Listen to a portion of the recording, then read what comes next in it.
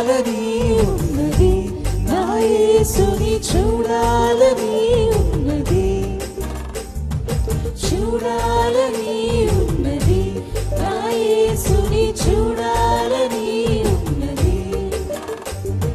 కోట్లాది దూతలు నిత్యము పరిశుద్ధుడని కొనియాడుచుండగా